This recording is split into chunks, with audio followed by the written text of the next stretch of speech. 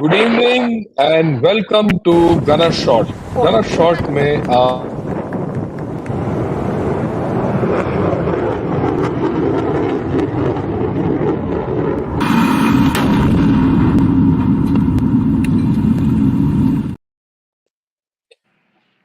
right, we're gonna have a talk on China and Taiwan and see what's next, right? And before I give a preamble to the whole story, I'd like to welcome Dr. Christina Chen, all the way from Taiwan. And Christina, welcome once again to Gunner Shot. And it's a pleasure to have Hi. you on the channel. Hi. Hi, good evening, General Shankar. And I'm really happy to be back here and to share my 2 cents on the topic of today's show. Thank you. Yeah, thanks a lot. I'm sure you'll give more than 2 cents on the show. At the outset, I must thank you for making it possible that you could take time out because I know it's late in the day. It's almost 10 o'clock there in Taiwan and in Taipei. And of course, you have young children. Despite that, you come on the channel. And I'm grateful to you. I'd like to tell everyone who's watching this broadcast. Dr. Christina Chen this is the third time for her on Gunner Shot, and she's given sound bites otherwise also during the elections. So, and more important than that, she's a brilliant, uh, you know, individual, and she's in one of the leading think tanks of Taiwan, INDSCR. I've written for on that, for that think tank once or twice. And I'm very glad that she's been able to come here. She's very well educated. She's done her PhD in San Diego, University of California, San Diego.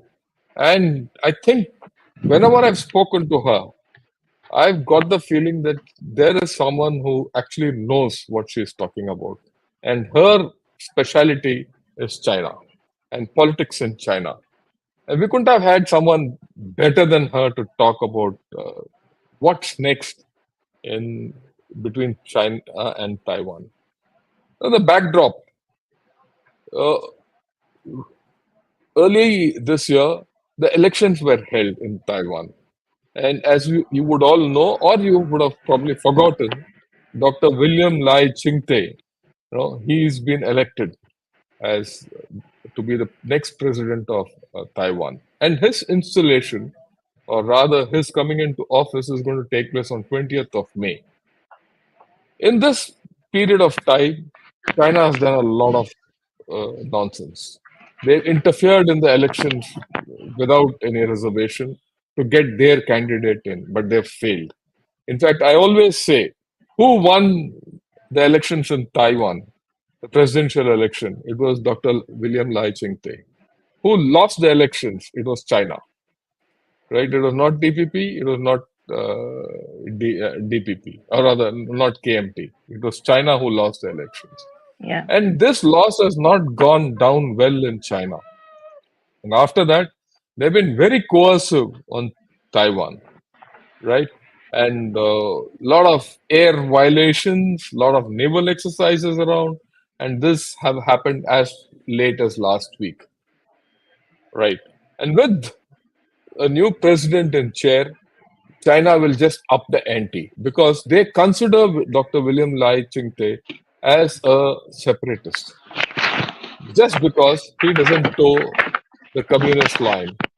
He's out and out Democrat who feels that Taiwan should chart its own course, right? And that's what we are also doing. I mean, we all understand this at this point of time because we are going through our elections, and today we've had our fourth round of elections, right? Now, it is in this context I thought we should see what's next in the Taiwan-China relationship. So, with this as a background, I'll hand you over to Dr. Christina Chen, who's going to take us through. She's got a set of nice slides. And over to you, Dr. Christina. Whenever you want the slide, it'll be up. All yours. Great. Thank you, General Shankar, for the introduction of myself. And I'm very thankful that you. By the way, this is my cat. She will Oh, be. good. She'll That's come in okay. and out. I'll try to. I'll try to put her down, but like if she comes in, to the, don't mind her. Thank you for the introduction, and I'm very happy and grateful once again for the introduction, and also thank you for the backdrop to today's presentation. And as General Shankar, you pointed out that I think this year, 2024, is a year that's pretty important and maybe not turbulent, but it's quite important for the global environment. And this is because you talked about Taiwan just well, not just, but no, but early this year, Taiwan had the election, not just the presidential, but also the legislative elections combined. And in fact, I think the overall picture is that this year is the so-called super election year because not just Taiwan, but I think what the entire world is watching very closely is the upcoming U.S. election. So this year is pretty major, in terms of the results of those major elections worldwide will definitely have a significant impact on geopolitics. So back to Taiwan and the cross-strait situation. Definitely, I mean, after the elections were held and the results will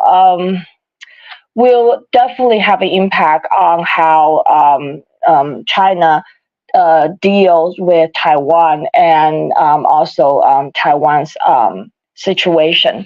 So I'd like to begin by Jana Shankar, could you post the slide Yeah. now, please?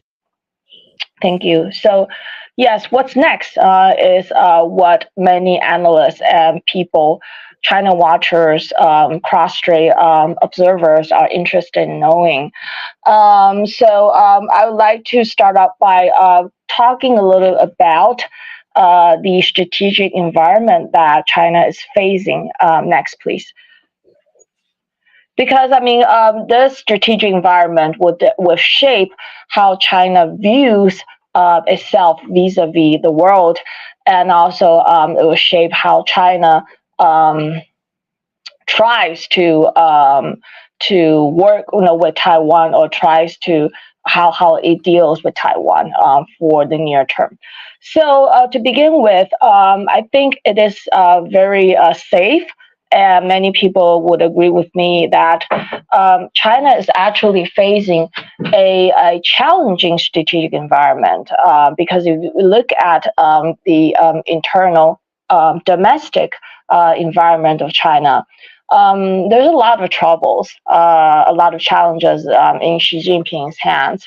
I think when last time I remember talking about in General Shankar's show about China's economy. And last time I talked about Chinese economy, my view is that it's stagnating. Some people might disagree with my view. They might think that it's not towards stagnation, it's just having a slowdown. I think either way, it shows that China is not doing well, in terms of its domestic economy. And this year, my view is still the same. I think even though the latest figures, the latest data show that there's slight improvement in indicators such as trade. So I think the exports, the latest figure of Chinese export show that it matched their forecast, and the imports actually exceeds a little of above the forecast. Still, I think analysts believe that despite these signs of improvements, the growth or the improvement will be a very, very weak one. And this is because the structure hasn't really changed. And if you look at, for example, the real estate sector, you see that the real estate sector hasn't really shown much of improvement, even though the CCP from the top till the city level, they have tried to come up with a lot of policy measures to boost, in their attempt to boost consumer confidence in the real estate market. So they try to come up with a lot of policies, but hasn't really shown signs of improvement in the real estate sector. And given that the real estate sector is really the engine of Chinese private sector growth and the Chinese economy in general, if the real estate is not improving, then it is very difficult for the entire economy to show a rebound. So that's real estate. We also see, things like unemployment. Youth unemployment remains a very serious problem, even though nowadays fewer people pay attention to this issue. And I think this is because last year the CCP, the Chinese government, they for a while they stopped releasing the data. And then when they reintroduce the unemployment data, they've changed the indicator. They changed the way the data was calculated in attempt to kind of hide the truth, to show a better picture. So I think people stop talking a lot about unemployment among the young people. But I think that problem still remains. And also, when it comes to another economic indicator, local governments, they're still experiencing a lot of financial troubles. A lot of the local governments, they have debt overhang and haven't really have a chance to get rid of their debt. So that's also very serious. And last but not least, China is facing this deflationary pressure. So all in all, I think the economy is not showing signs of improvement. And this year, during the two sessions, the Chinese government came up with a modest expectation, of 5% GDP growth target. It's the same as last year's growth target. So it's not a very ambitious one, and also it shows that the Chinese government and the CCP, they also have this view that the economy is not going to do well in the near future. So faltering economy, is a major challenges, because if the economy sucks, that's going to lead to a series of social economic problems, and also subsequent challenges. So when it comes to economy, some people were expecting Xi Jinping and the CCP to come up with a series of policy terms. So they were thinking that, Xi Jinping and the CCP may have realized that what they have been doing is not really good for the economy. So the expectation was that there may be some U-turn back to the more reform and opening period economic measures. However, I just mentioned the two sessions. In the two sessions, according to the government report made at two sessions, the CCP is still insisting on the overall trajectory of its economic policy. In other words, it's still maintaining a very heavy regulatory control on the private sector. It's not loosening the control on the private sector.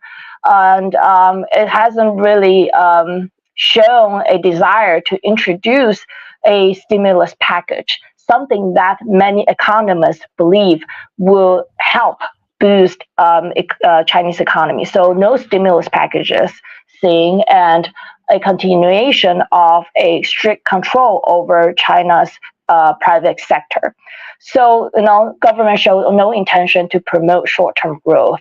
Some analysts even think that that is the precise intention of Xi Jinping.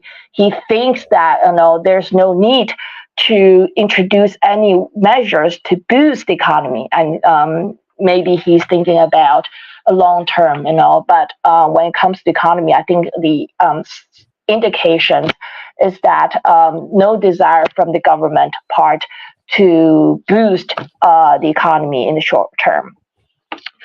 Sorry, I No, third my cat is she's going to be here in and out sometimes. So please bear with us. yeah. I think you all know that it's not just about the economic challenges and social challenges, but Xi Jinping definitely shown some lack of confidence, if not insecurity, in the political realm. So last year, we saw top political figures like Qin Gang and Li Shangfu.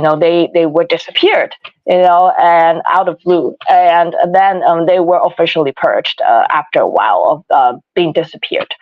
And also, the rocket force, which was considered elite military force in the PLA, and one that is crucial for Taiwan. If PLA were to invade Taiwan, the rocket force was considered instrumental in that. A lot of the elites from the rocket force were purged. So I think that shows this lack of confidence from Xi Jinping's part. So all in all, what I'm saying is that internal-wise, Xi Jinping and the CCP are facing challenges, something that they need to focus and try to resolve because these are very serious challenges. And external-wise, the Chinese are also facing a very tough environment. When it comes to the structure, the U.S.-China relations, even though Xi Jinping and Biden have met end of last year during APEC, and after that we saw those top officials from both sides having more and more meetings and more talks and more exchanges.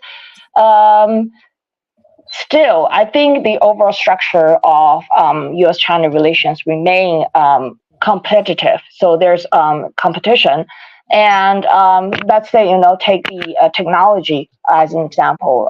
The United States hasn't really loosened its export controls on semiconductor.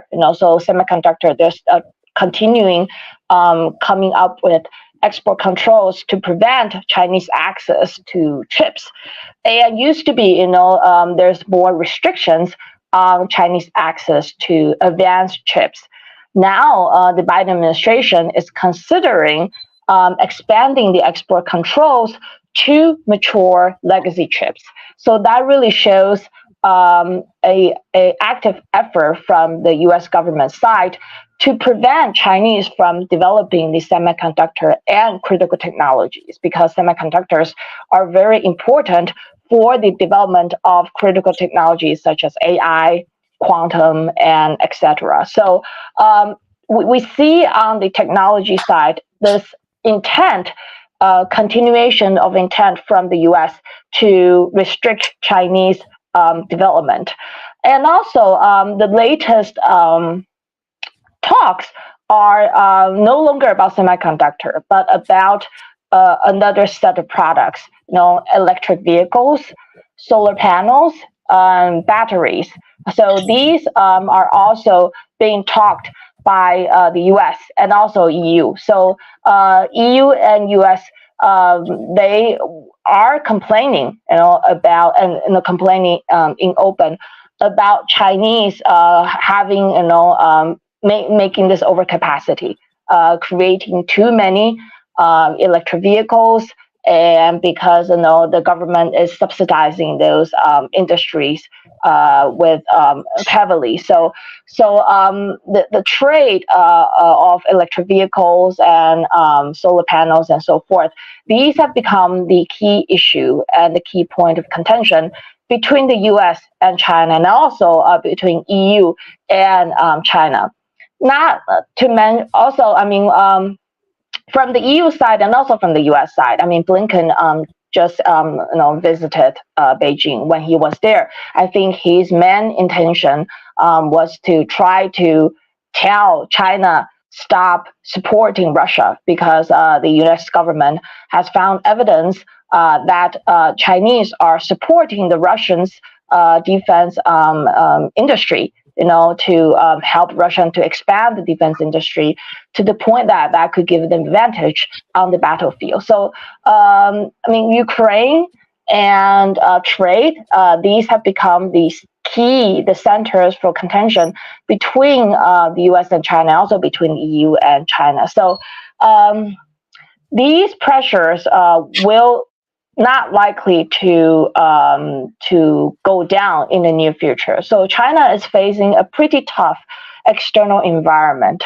But when it comes to Taiwan, I think yes, we should see the Taiwan's electoral outcome as a victory for the Taiwanese population. The people in Taiwan, despite facing a lot of pressures from China, they still voted the people they want to support. So I think the results definitely show that the Taiwanese public was intimidated.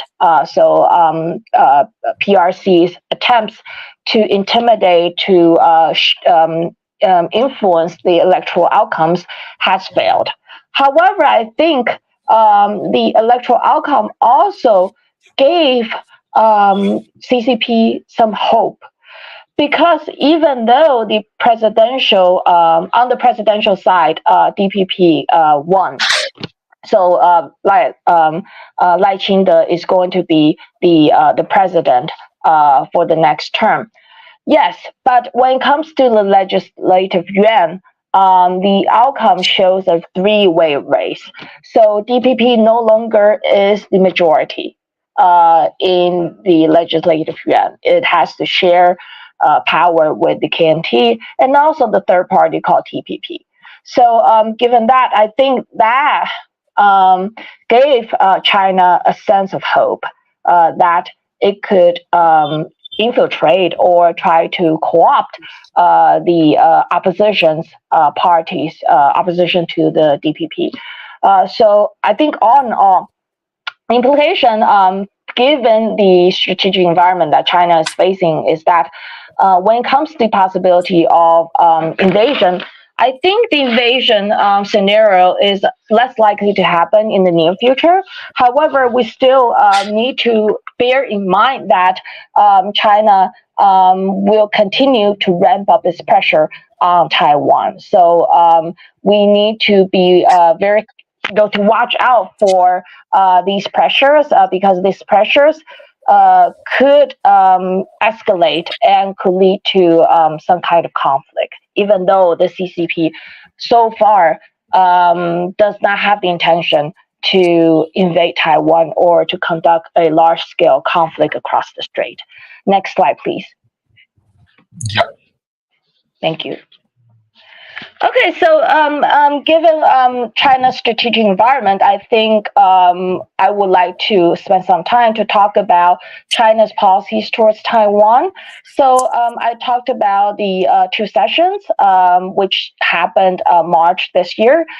During the two sessions, if we look at the content of the two sessions, the part regarding Taiwan shows nothing unusual, in the sense that, we don't really see much attention or content being devoted to the discussion on Taiwan during the MPC session or the CPC PP sessions.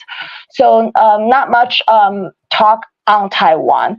And also during the two sessions, there's really no major policy being introduced on Taiwan. So nothing like anti-succession law, which was really big. And if you look at the government reports or relevant reports from the two sessions, the discussions on Taiwan show no new terms being introduced. So no new policy on Taiwan, And when it comes to the descriptions or discussion on Taiwan, the terms that were used are kind of the same, pretty consistent. So nothing new about Taiwan. That is what I'm trying to say. And some media reports have caught this unusual thing, which is that during the MPC session, when Premier Li Qiang, made the government report, when he was talking about Taiwan, the term "peaceful" was not there; it was absent Not there, from the government report. So some media analysts or media reports said, well, does that mean if there's a mission of the term peaceful, does that mean CCP is going to launch a war or is very likely to do such a thing against Taiwan? I think the CCP has thought about that too, because during the two sessions, so Li Qiang made the governance work report. And later, during two other occasions, Xi Jinping, when he delivered some remarks at one of the meetings in the two sessions, and also Wang Huning, who's in charge of the Taiwan affairs, he at another meeting during the two sessions, they both talked about Taiwan, and the term "peaceful" was reinserted. So it was brought back to their discussion on Taiwan. So I think that showed the elites, the CCP elites, realized that they have made this omission in the government's work report, and that might, show some signal that they didn't want to show. So that is why Xi Jinping and Wang Huning, they kind of put the term "peaceful" back into their talk, their remarks on Taiwan.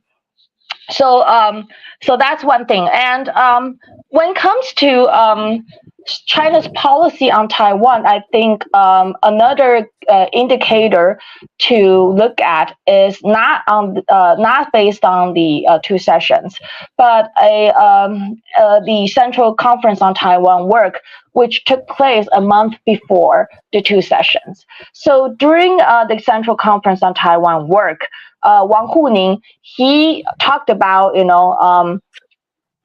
the term "attack Taiwan independence." So there's a shift, the transition from oppose Taiwan independence to attack Taiwan independence. But I want to say that even though the term has shifted to attack, which seemed like a signal for invasion or for a large-scale conflict, I think it's not necessarily that, but it's more, I think, a more indication of the CCP going to be more proactive. They're going to be more proactive, and they are going to put more effort and more vigor in implementing their Taiwan policy. So my assessment is that based on the environment that China is facing, it has less intention to launch invasion. It's not ready. It's preoccupied with a lot of challenges. And also, the electoral outcomes in Taiwan has given hope. So what I'm saying is that I think from now on, for the near term, China is going to maintain this peaceful reunification as a possible goal. So it has not given up that option yet. And it's going to adopt or continue this so-called two-pronged strategy, using both sticks and carrots for Taiwan to try to influence Taiwan and to try to get its goals.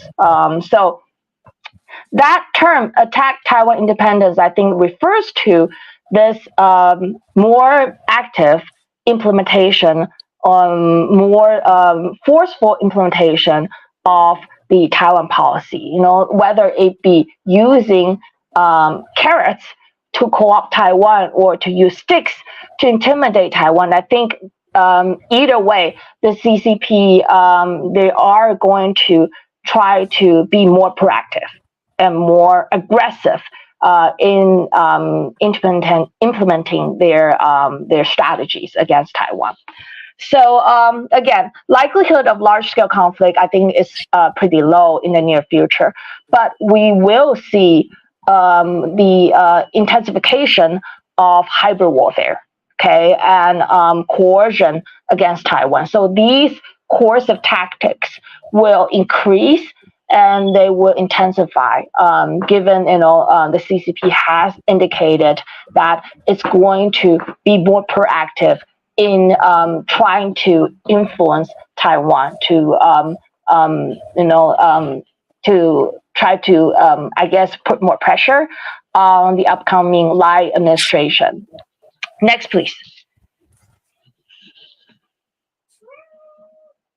Thank you. So, like I said, I think my view is that from now on, for the near term, the CCP will continue its two-pronged strategy towards Taiwan. Because, as I said, peaceful reunification remains an option for Xi Jinping and the CCP. However, there's going to be a combination of carrots and sticks. So when it comes to the carrots tactics, we saw that after the Taiwan's elections, we see more and more interactions, more and more exchanges between China and the oppositions, namely the KMT. So take last month, Ma Ying-jeou, who was the former president of Taiwan, he made his second visit to Beijing. So he has visited Xi Jinping before, and this is the second time that Ma Ying-jeou visited China and had a meeting with Xi Jinping. And when he was in Beijing, I think media reports indicated that Ma Ying-jeou received a very, very good treatment, very high-profile treatments. And given that he's no longer the current active politician in Taiwan, being a former politician, the treatments that he received was pretty good. So I think that's one indication that the CCP is trying to send to maybe the international community in Taiwan, that see, like, I'm being really nice to a politician from Taiwan, a political figure from Taiwan. And during the meeting, Xi Jinping and Ma Ying-jeou's meeting, Xi Jinping sent the central messages, which is that both Taiwan and China belong to the Chinese nation, and also key to peaceful development of cross-strait relations lies in the support of the 92 consensus. I mean, these are not news. They've been there, in the Chinese rhetoric when it comes to Taiwan. So it's nothing new.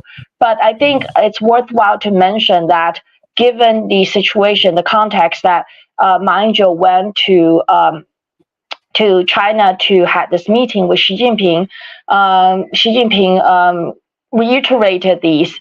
So it's indication that first Xi Jinping regarded this meeting with Ma very, very seriously, and also showed the 92 consensus that was brought up again. And 92 consensus, I think it's a not a policy, but it's formulated in 1992 when KMT was the ruling party at the time. So representatives from KMT met with CCP, and during the meeting they came to the agreement that they will uphold the idea that there's only one China. However, the tricky part of 92 consensus is that, yes, one China, but each can interpret it, China on its own. So for Taiwan, China means Republic of China. and for the CCP, China means PRC. However, I think what has changed is that, especially after Xi Jinping came to office, for the Chinese, the 92 consensus is less and less about one China, two interpretation, interpretation in its own. For the Chinese, I think it's becoming clear that they think one China is just about PRC. So that room for interpretation is gone, from for the Chinese side. So when Xi Jinping during this meeting with Ma Ying-jeou, he reiterated this 92 consensus. I think it's different. We need to realize that this 92 consensus for CCP means, China in as PRC. So it's no longer about, you can walk away and interpret the China as either PRC or ROC. 92 consensus is about one China principle, and it's about PRC only. So that's something that I think we need to differentiate. So when it's back in the old day, yes, it's interpretation, freely to interpret the term one China. But nowadays, when China proposes 92 consensus, it's no longer about that. There's really no room for interpretation. So that's why I think it's significant to kind of to point this out. And also, I think following right after Ma Ying-jeou visited China, there's 17 members from the Legislative Yuan, and they're all from KMT. They also visited China and as a delegation, and they expected that after the visit, the Chinese will return the favor by lifting bans on tourist and agricultural products. So there are talks about the KMT visit and will lead to some positive outcomes and return of favor from the Chinese side. So I think the KMT kind of also boasted that. However, so far haven't really seen that happening. Okay, next, please. So, I've talked about two examples where after Taiwan's elections, the CCP are intensifying its exchanges and meetings with representatives from Taiwan, but these are all from the KMT. So no one from DPP had this kind of exchange or talks with the CCP. So I think that's an indication that so far, CCP does not want to talk, to DPP, even though Lai Ching-te, when he was making the speech, when he during the victory, the speech, I think Lai Ching-te made it really clear that the upcoming government has the desire to have a dialogue with the Chinese, but I think the Chinese it has no incentives to talk to the DPP because they can talk to the oppositions. So I think the soft approach from the CCP towards Taiwan has the intention to quote from Sun Tzu, to subdue the enemy without fighting. So trying to use the carrots selectively in the hope that they do not need to reunify Taiwan using force. And I think the intention is also that they're trying to show to the United States and maybe to the international community that, hey, look, Xi Jinping and the CCP, we have the intention to de-escalate the conflict. We are not trying to create war across the Taiwan Strait. We are talking, we are having dialogues with Taiwan, but what they did not say is that it's just the KMT politicians. They are not talking, and I don't think they will talk to the DPP government under Lai Ching-te. So one intention for them is to kind of show this willingness to de-escalate conflict. And I also think that I think it's pretty obvious that the message or the effects that they're trying to create to Taiwan is to exert more pressure on the incoming DPP government, the Lai Ching-te administration, because I think they are trying to create this impression that again, China is willing to have a dialogue with Taiwan, and they are doing this, and they will continue to do it. They're showing their goodwill to the Taiwanese people. But again, the thing is that they are being selective. They are willing to talk to the KMT, but not necessarily the DPP. And also, I think by talking about 92 consensus and making the 92 consensus as the precondition to dialogues with Taiwan. So KMT can talk and visit Beijing and have talks with Xi Jinping and the CCP because they uphold the 92 consensus. DPP hasn't done that yet. So I think China is also sending a signal to Taiwan that, look, if I can talk with you, but you have to accept the 92 consensus. And as I pointed out, the 92 consensus now, the nature of the 92 consensus has changed. It's no longer about one China, different interpretation. It's really just about China, one China, and that is PRC. It's not about ROC and anything else. So for DPP, it is very difficult to accept the 92 consensus as a precondition to having a dialogue with China. So that's why I think the effect is reduce Taiwan, especially the Taiwan government's space of maneuver, because if they want to have a dialogue to try to peacefully resolve the situation, they have to accept this precondition. And I don't think the DPP government is going to do that.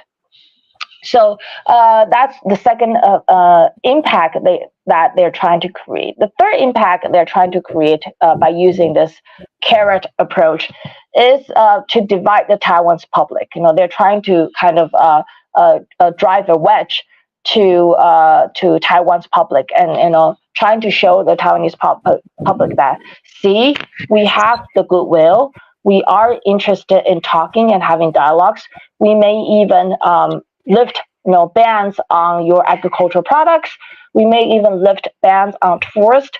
We will try to reintroduce these favors and these economic benefits if you accept the 92 consensus. So I think the third possible impact or the possible intention is to divide the Taiwanese public. Whether they're going to work, I think is a different question, but that's their intention. So, well, coming back to their efforts of co-opting the KMT politician, I think so far is showing some kind of impacts, some kind of effects, because lately Ma Ying-jeou has been talking with the chairman of KMT, Zhu Lilun, Eric Chu. So they've been talking, and they are discussing about the KMT legislators trying to amend the existing Anti-Infiltration Act of 2020. So the Anti-Infiltration Act was passed in an attempt to counter Chinese interference in Taiwan's political system. So one key measure about the Anti-Infiltration Act is to prevent or to have a strict regulation on political donations, campaign funds, and so forth, because there are evidence showing that the CCP are funneling funds, political supports, campaign funds to some politicians in Taiwan to help them win elections and have exert influence on Taiwanese politics. So KMT is talking about amending or loosening the regulations per the Anti-Infiltration Act. So if they succeed in amending this Anti-Infiltration Act, then the effort to counter Chinese interference in Taiwan's political system may be weakened. So I think this shows that the KMT is responding to the carrots, right? They are reciprocating in a sense. So my worry is that this tactic may be showing some effects for the CCP. Yeah. Next slide, please. So I talked about the carrots tactics, but it is very clear that China is also using the sticks. So it's not just about giving the carrots and favors. It's also about ramping up pressure on Taiwan, especially on the upcoming DPP government. So I mentioned about this intensification of hybrid warfare against Taiwan. We are seeing signs that the PLA and China in general are using this against Taiwan. In mid-February, an incident happened near Kinmen. So the incident is that I think it's a fishing boat, a Chinese fishing boat, entered the Kinmen water. So it's an illegal entry into the Kinmen water. Maybe it's by accident, I don't know. But what happened was that the ship was being chased by the Taiwanese Coast Guards. And the ship capsized as a result. And because of that, two fishermen they died from the incident, from the chase. And immediately, the CCP did not really have a high-profile response immediately after the incident. However, a few days later, what happened was that in the water near Kinmen and Mazu, Chinese Coast Guard show up, in the water, which belonged to Taiwan, and they even went on board of a Taiwanese ship that's boarded by tourists. So it's not fisherman's ship. It's a ship full of Taiwanese tourists. But the Chinese Coast Guard was there, and they went on board to inspect. Yeah. So this is considered hybrid warfare or gray zone tactic. The incident itself might not be intentional. Now, we're not saying the Chinese intentionally made the accident happen. I think it's more like an accident. However, the response made by China showed that it's using this accident intentionally to expand its influence onto the Taiwanese water. So it's considered a gray zone tactic. And also last month, two events happened. One is that China all of a sudden just announced a unilateral opening of this air route M503 and another connecting flight route near the Taiwan airspace. So that is a very obvious encroachment on Taiwan's airspace, and also that's very clear sign of gray zone tactic, trying to squeeze Taiwan's buffer zone to reduce Taiwan's situational awareness, the response time. So a very clear attempt to use gray zone tactic against Taiwan to increase pressure Taiwan's government, especially incoming Lai Ching administration. And also on the economic side, we've seen China using trade as a way to coerce Taiwan. They come up with a series of agricultural product bans, on Taiwan. But last month, what happened was China all of a sudden, the Ministry of Commerce in China announced a punitive tariff against Taiwan's polycarbonate exports. The polycarbonate exports product to China has been put on this, I think it's more than 20% of tariff. And China accused Taiwan of dumping the polycarbonate products to China. So that's why they said, they will increase the tariff to more than 20%. And the polycarbonate products are widely used. They're used on electronic appliances, on optic products, medical devices, even cars. So given the wide nature of its usage, its application, so this is something that can create a serious consequence on Taiwan's polycarbonate trade. So I think the timing of these two issues, they both happened in April and kind of back to back. So the timing of the incidents definitely suggests there's it's a political maneuvering on China's side. They're using the economic coercion and military coercion as a way to increase their pressure on Taiwan, and especially try to coerce, to ramp up the pressure on Lai Ching-te's administration. Next, please. All right, so I think I'm on my last slide. So implication for Taiwan-China relations. As I said, I think in the near future, it is unlikely for large-scale conflict across the strait to happen.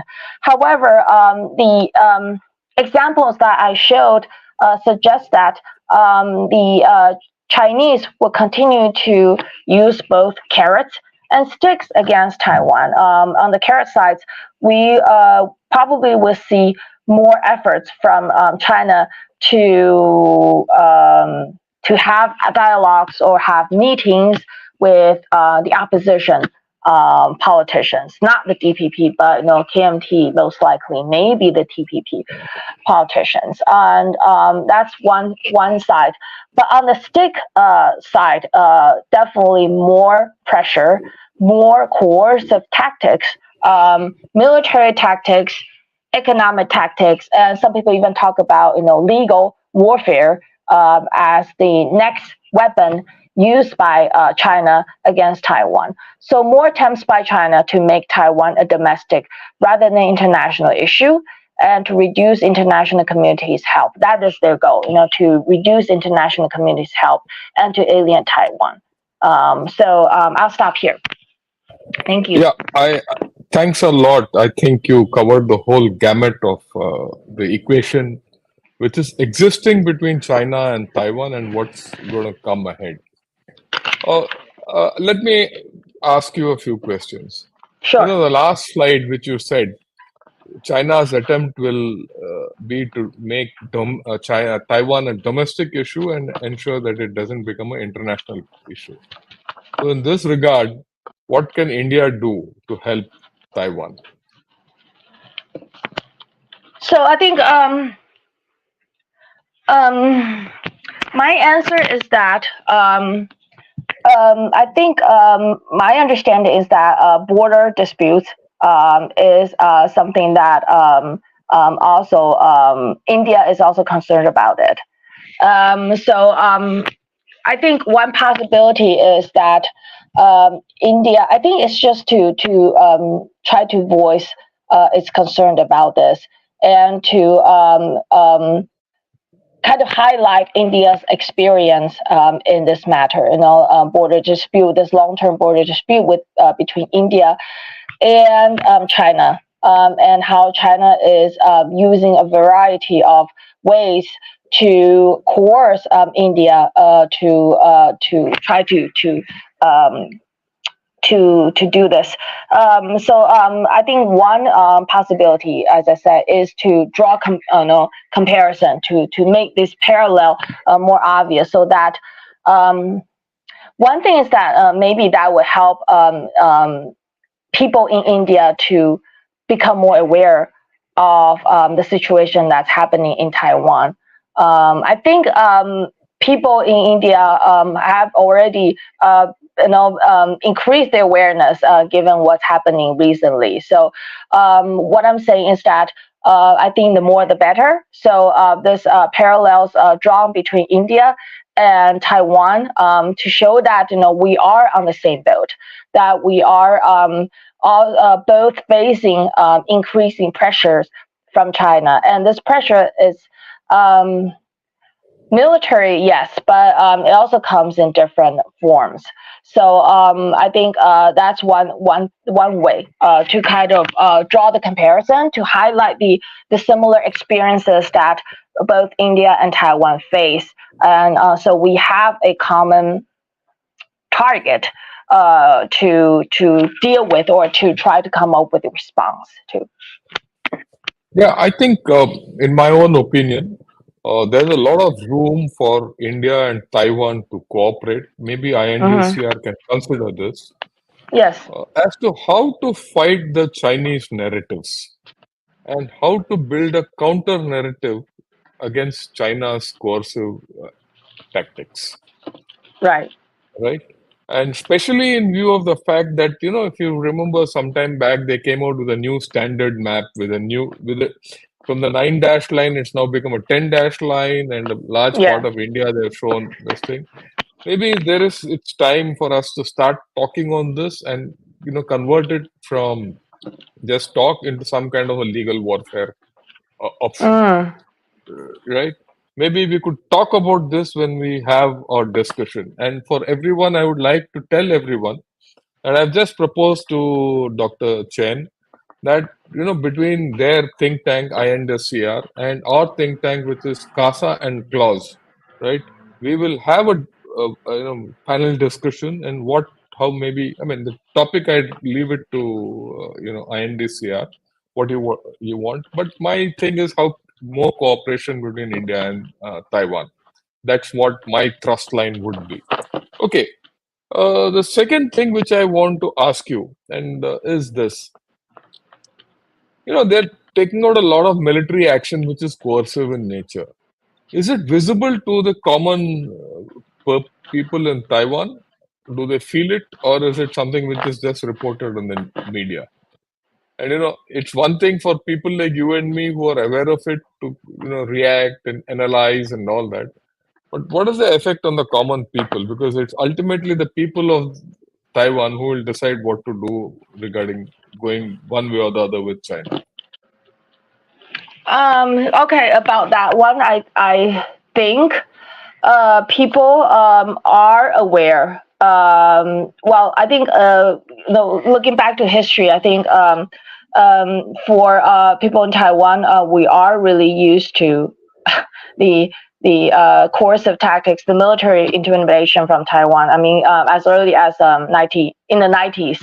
Yeah, They done the drills, fire the missiles across Taiwan. But I think back then, Taiwanese people, more Taiwanese people were worried. But again, the outcomes of the election show that Taiwanese people were not really scared or okay. intimidated. They were worried, but they're not intimidated Intimidated. Yeah. by the Chinese pressure. And so ever since then, I think, I mean, media reports have done a lot about showing Taiwanese public this constant harassment or coercion from China. So to the Yeah. point that I think people in Taiwan are so used to it, and not to mention the military side. I mean, I talked about economic coercion, and I think in Taiwan, we are more aware of that, more sensitive to the economic coercion, because it's part of our everyday lives, So think about your, the fruits that you're buying. Yes, you are not affected, but the farmers definitely are affected, or people doing business in China. They may have to come back because they feel the investment climate in China is no longer safe, or is no longer beneficial to the Taiwanese investors. So different aspects of coercion. I think Chinese people are aware, and to the point that are used to. Let me cite a survey that INDSR we've done regular survey polls of Taiwanese public opinion regarding defense and military issues. So we've done this since 2021, and we do this like 4 times a year. So we've collected, I think, enough data on Taiwanese people's opinion. So, interesting questions that we ask. One question we ask Taiwanese people is that, in their opinion, do they think war is going to happen in 5 years? The war refers to invasion from China. Yeah. And the majority of the respondents said less likely. So they don't think war is likely to happen. And that corresponds to my view and my colleagues' view. But then we also ask another question, which is about threat perception. So we ask the respondents, what threat do they think is the more serious one? So we gave them a series of options. We gave them, threat from China, and we also put in things like inflation, so economic challenge, or something like low birth rate, which is something that in Taiwan we are familiar with. So some socio-economic challenges, political challenges, along with the option threat from China. Most respondents pick China. So of all the options that were there, the threat from China was considered the top threat by the respondents. So I think that shows this view that people in Taiwan are well aware of this gray zone tactic. I mean, the term gray zone tactic they're not familiar with this, but they are familiar with this constant harassment. Yeah, the acts from China. Yeah, but they don't think war is likely to happen. Yeah, seen, understood. In fact, let me put it. If you remember, I sent you a video of whether China can invade. Let me tell you. We did a very good analysis, because the person who did it with me was also a military man like me, and we've done a full thing. It was in Hindi largely, right? But let me tell you, I got a lot of reaction from China on that. They kept track, and I got a lot of comments on my video channel that no, we can do this, all that. But heart of hearts, I know they can't do it. Okay. The third question which I have is, what is KMT's game, and what's their skin in the game that they want to go towards China? After all, look, let me put it. Having read a lot about the KMT history, after at one point of time, ROC, KMT, and Nationalist Party, and all that, for a long time, till Chiang Kai-shek was alive, his aim was to retake China and re-establish the rule and throw out the PRC. But then that has gone. And for a long time, when the KMT was ruling, their whole aim was to retake China. But have they given that up completely now?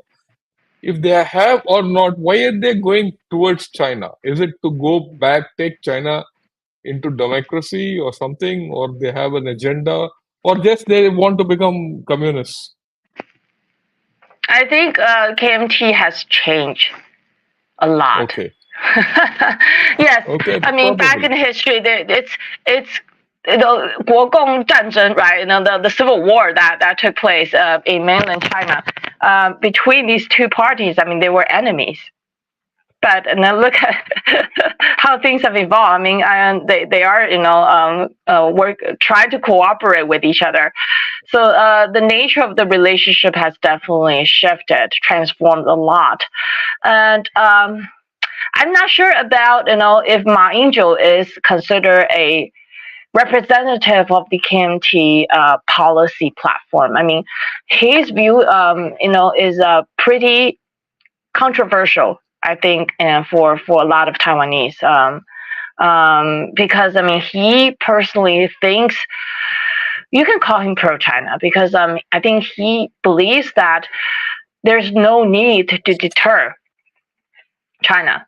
We talk a Okay. lot about deterrence, and in different ways. But Ma Ying-jeou personally does not believe in deterrence.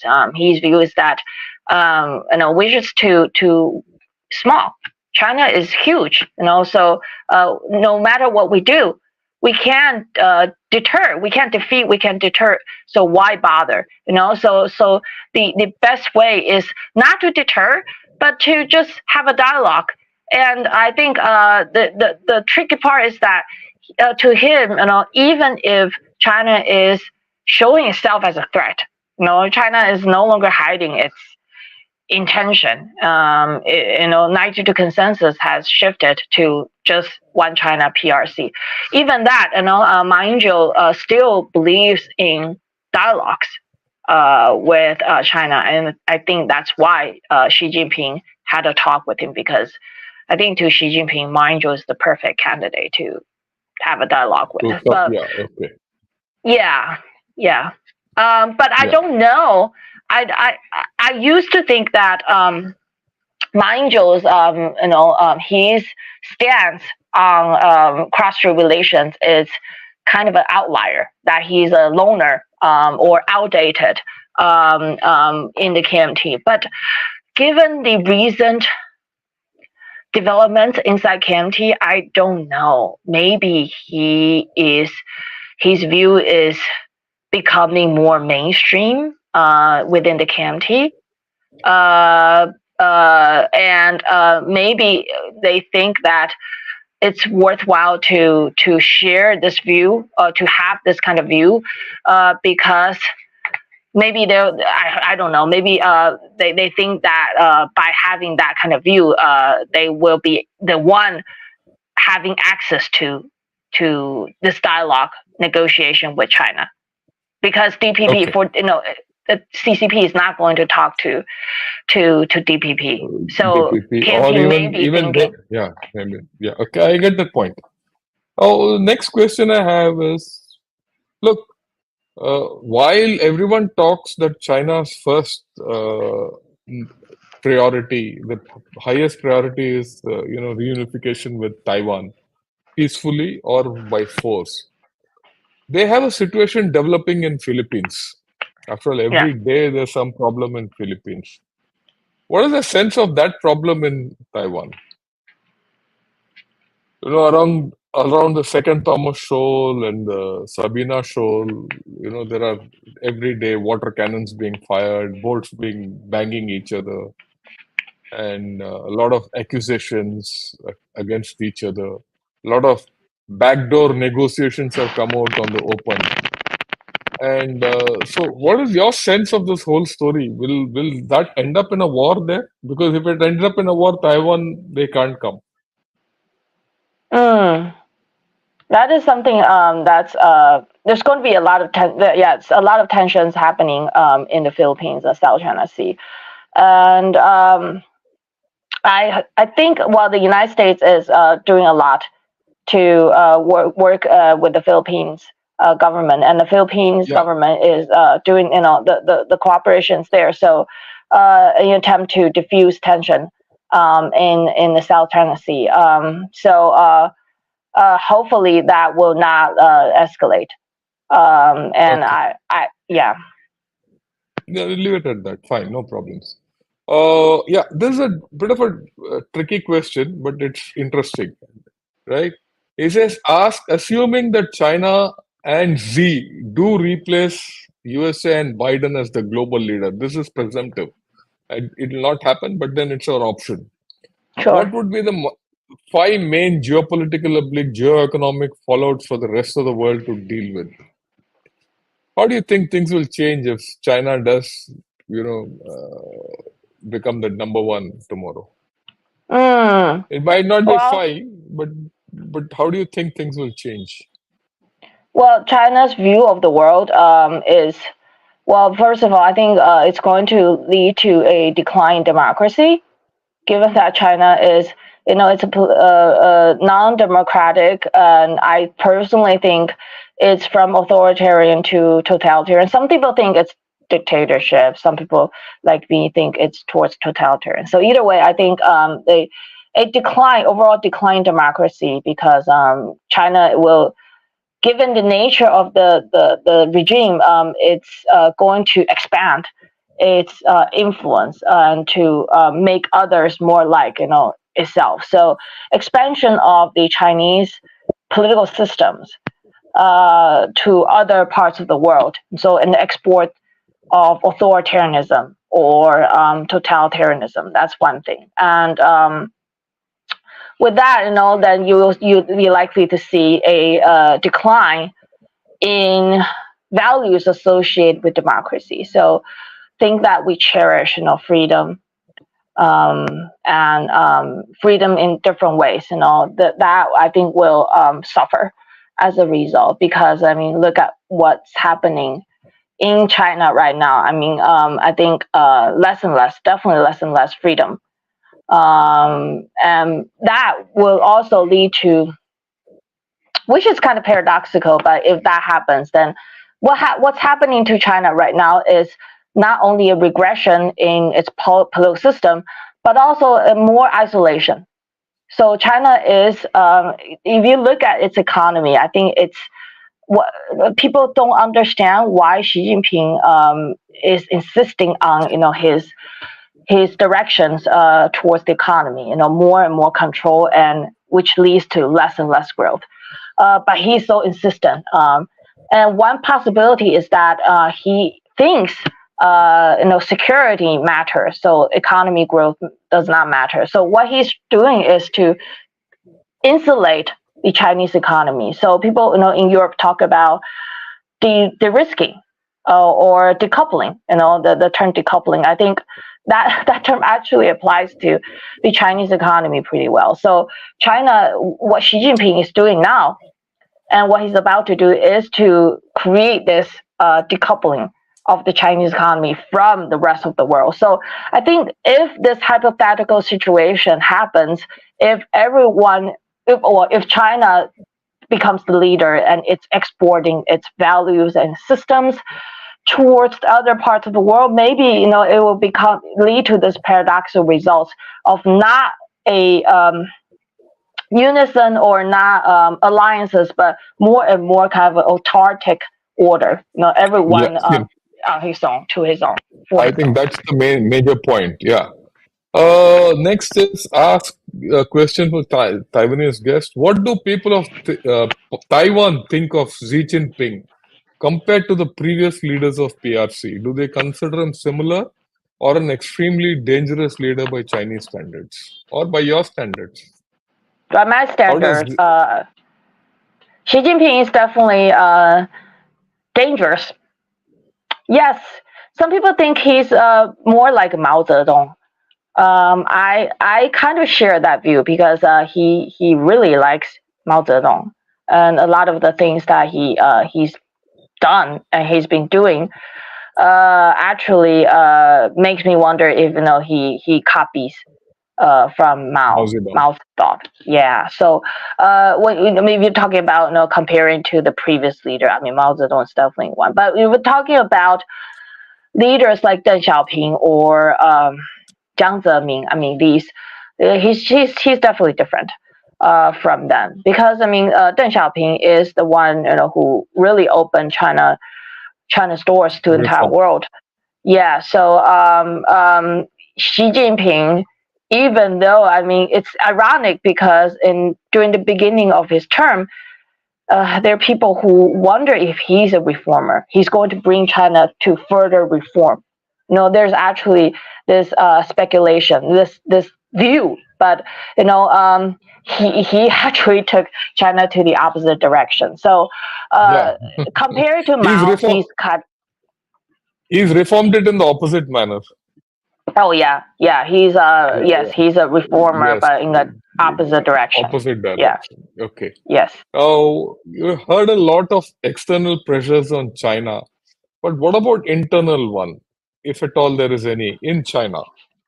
What are the In internal China, pressures yeah, yes, I mean, I think in the beginning of the presentation, I yeah, mentioned you did that mention. economic challenges, along Yeah, with economic challenges we see, which is difficult. I mean, given now China is not transparent, a lot of information is kind of barred from the outside world. So we have it's difficult for us to really know what's happening, and it's even difficult for people inside China to know what's happening around them. Information is such that it's so censored. Still, I think given the economic challenges, there's going to be a lot of social challenges. So we don't see protest happening, but that does not mean people are totally happy with the situation. It's just that it's so difficult for them to gather and organize into collective actions. But there's definitely a lot of dissatisfaction inside China, and problems like I don't know.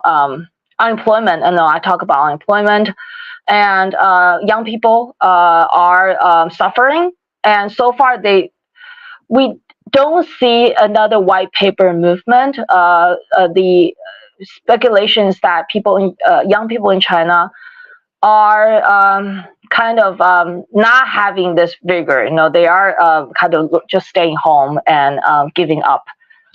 So that's why they don't really go onto the street to protest. But that's going to lead to a different set of problems, social economic problems. So challenges, economic challenges, definitely, and associated with that, social challenges, which for now the CCP has the ability to contain those social pressures, or to hide those pressures. But in my opinion, they're there, and they are going to become more of a problem in the near future. yeah, I think so.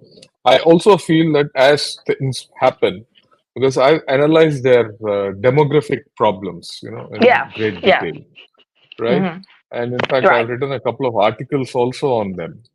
And what it tells me is that 3 years back or 4 years back, they didn't expect the demographic problem to come out the way it has come out.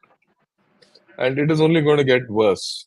And if you right, see the commentary which comes out from people who write opinion, pieces in South China Morning Post, you get the feeling that they're already in panic, right? And that's a problem which they can't control, and that's a problem which they can't wish away, and that's a problem they can't lie, because the numbers are there, because after all there's a fixed population, the numbers are there. And in fact, hmm they've gone past that lying, right? They've lied whatever they wanted to about their overall population, which is now much lesser than what they have, the official thing is. So they have a major problem coming up because their pensions are drying up, right, right?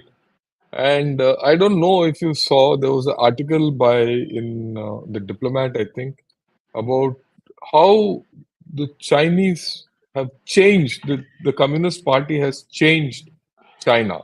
You see, any country which develops and progresses, naturally their birth rates decrease, their fertility rates decrease, which is a natural thing, right?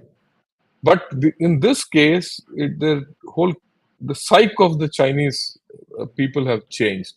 So the Chinese society has changed, and that's something I don't know whether the Communist Party will be able to reverse. If they mm, don't reverse, I think personally, I think they're in a great amount of trouble. And right. after this, I'll post that article which I've written. I'll post it to you because I think I've not posted it to you. Right. Great, thank you. Okay. Okay. And this is someone who says, Namaskaram, Dr. Chen. It's very nice. And I must tell you, there are a couple of Chinese who are watching this show. Ah. So, yeah, there are people from mainland China who are watching this show. And Mm-hmm. for them, I want to tell, right? Yeah, I want to give this comment from Jayashree Rao, who says Taiwan is an independent country, and I second her completely. So everyone who from Taiwan, from China, who's watching, should know India considers Taiwan as an independent country. Okay, Thank you. for Thank us, you. we will right. It is not only Taiwan as an independent country. We also feel Tibet is free. Tibet is not Right. part of China, Right. right? And okay, so of course, uh, you know, there are all these people who have said that you're talking nonsense from China. I mean, the Chinese feel that you're talking nonsense, but then that's how it is. Okay. Uh, okay. So I think I leave it at that at this point of time. Uh, okay. So we'll leave it at that at this point of time. And of course, interestingly, there are a couple of Pakistanis also on this show who are watching what you said. And they feel that, Taiwan is part of the PRC. But then that is what I expect from any Pakistani or any Chinese, because they're all up to nonsense. Okay, right. So with this, I thought, yeah. So just for your information, so this is the thing, sir. You have summoned more bots from DGISPR Safe House. DGISPR is the Inter-Services Public Relations of Pakistan. So they're active on Ah. this channel. Okay, they're active on this, right? Right. And our own, someone Ramesh Kumar says we should encourage her always, as we all want Taiwan as an ally of India. So we're very clear that those of us who are from India uh, completely support Taiwan, right? Thank you. And with this, I must thank you, Christina, Thank you. for your wonderful exposition and your presentation. It was great, and I also like to thank all the viewers for attending this evening's talk and the questions which she answered. I thought they were beautiful. My last request before I thank you finally is that, look, like I said, this is my proposition. With between Claus and INBSR, we can have a discussion. You choose the theme and we'll talk about it, and you can Mm-hmm. get back to me, and then I will make it happen formally. Right? I'll get a Sure. letter done by one of our think tanks to you, and then we'll interact formally. Okay? So this Thank is you. something Thank which you. I leave it to you. And before you, we close for the evening, would you like to spend a minute, sum up the whole evening, and then we'll close it? All right, thank you, General Shankar. Just want to say, being a third time on the show, I always feel, great that I get honored to have the chance to share my insights about China, about Taiwan, and this time about the prospect of cross-strait relations. And just so happy that even though we are here, it's kind of late, but still. The uh, the the responses that we get and the encouragements that I get is just really warm and really nice. So I thank you all for taking the time to participate, and just want to say thank you. Yeah. So one more sentiment. Thank you for hosting this program. They're very happy with you. And of course, Thank you. Jayashree Rao says, thank you, Dr. Chen and Lieutenant General Shankar. Thank It's you been so a much. pleasure, Christina. I look forward to your next, appearance on the program. And I also Thank look you. forward to your, response, what proposal. Thanks a Yeah. lot. Good evening and Jai Hind.